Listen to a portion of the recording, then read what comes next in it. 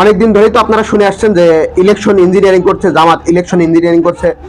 কেউ কি কখনো ভেবে দেখেছেন যে জামাত কিভাবে তারা ইলেকশন ইঞ্জিনিয়ারিং করবে সামনে ইলেকশনে? ইতিমধ্যে তাদের ইলেকশন ইঞ্জিনিয়ারিং এর কিছু নমুনা আমরা দেখতে পেরেছি। কি দেখতে পেরেছি?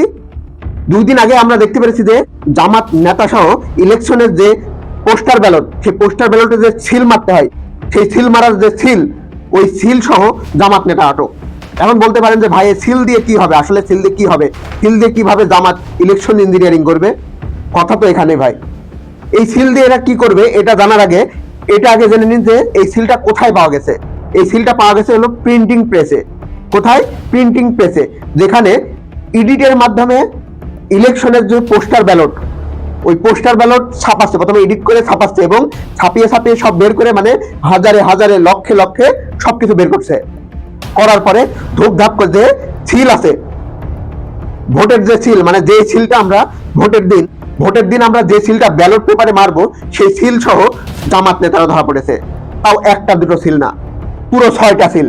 তাহলে চিন্তা করেন, শুধু লক্ষ্মীপুরে এক জায়গায় একটা প্রেসেই 6টা সিল উদ্ধার হয়েছে। কয়টা সিল? 6টা।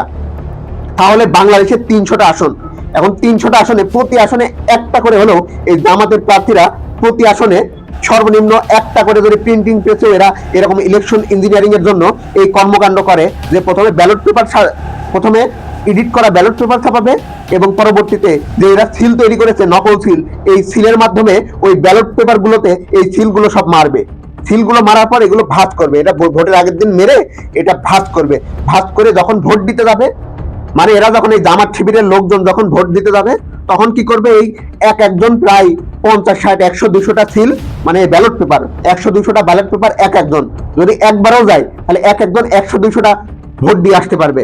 মানে ব্যালট বক্স চালাম ঢুকাই যাবে। এখন বলতে পারেন যে 100, 200টা ব্যালট পেপার নেবে কিভাবে?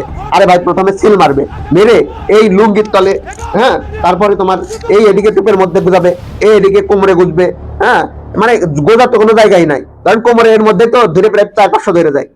সবচেয়ে বড় সম্ভাবনা এইটা যে তারা শরীরের মধ্যে ব্যালট পেপার লুকিয়ে নিয়ে গিয়ে ওখানে গোপনে একজন প্রায় 200-300টা ব্যালট পেপার খালি দিবে। এদের আরেকটা পরিকল্পনা আছে, সেটা হলো কেন্দ্র দখলের মাধ্যমে এই সিল মারা ব্যালট পেপার সব একটা বাক্সে ঢোকানো, আর যে বাক্সটা সবাই মিলে ভোট দিছে ওই বাক্সটা হাওয়া করে দেওয়া। এরা সব জায়গায় দুর্নীতি করেছে, এরা মন্ত্রণালয় বলেন, যেখানে বলেন, সব জায়গায় এরা দুর্নীতি করেছে। এরা শুধু মুখোশ ধরে থাকে যে হ্যাঁ আমরা ভালো মানুষ, আমাদের মতো ভালো মানুষ আর নেই। ধোয়া তুলসী পাতা, মানে এমন ধোয়া তুলসী পাতা যে ওদের বাইটে বাইটে খাবেন আর কোনো কিছু লাগবে না। ইলেকশন ইঞ্জিনিয়ারিং করছে তো করছেই, এরা আবার কি করছে? মা বোনদের কাছে গিয়ে বলছে যে আমাদের ভোট দিবেন, আল্লাহর জন্য আমাদের ভোট দিবেন, ধর্মের জন্য আমাদের ভোট দিবেন, ইসলাম ধর্মের একমাত্র মার্কা হলো দাড়িপাল্লা। হ্যাঁ, এইসব বলে গ্রামগঞ্জের যেসব মা খালারা আছে এদের ব্রেন ওয়াশ করছে। আর সাথে তো আগে জান্নাতের টিকিট আছে, সব প্রমাণ তো আপনারা জানেনই। এগুলো ছাড়াও এই জামাত শিবির ইলেকশনের দিন অনেক বড় একটা জ্ঞানদাম করবে। কি জন্য জ্ঞানদাম করবে? মানে এমন ভাবে জ্ঞানদাম করবে যে এদের কোনো দোষ নেই, এরা ধোয়া তুলসী পাতা। এই সবাইকে ন্যারেটিভ তৈরি করবে, এই দেখো, হ্যাঁ আমরা বুঝলুম, হ্যাঁ আমরা তা দেখেন আমাদের উপর কি অত্যাচার হচ্ছে, হচ্ছে, এই করে মানে মারামারি করবে এরা একদল এদিকে, আর এই জামাত শিবিরেরই অন্য গ্রুপ কেন্দ্রে ঢুকে ব্যালট বক্স চুরি করবে এবং করে ওখানে যে এরা যে প্রত্যেকটা প্রিন্টিং প্রেসে এই যে 300টারও বেশি যে আসন, প্রত্যেকটা আসনে একটা করে ধরলো 300টা প্রিন্টিং প্রেস, তো প্রত্যেকটাই যদি এই আপনার হাজারে হাজারে কোটিতে কোটিতে যদি ব্যালট পেপারেরা ছাপাই, তাহলে এদের পৌঁছে দিতে বেশি সময় লাগবে না সবার কাছে।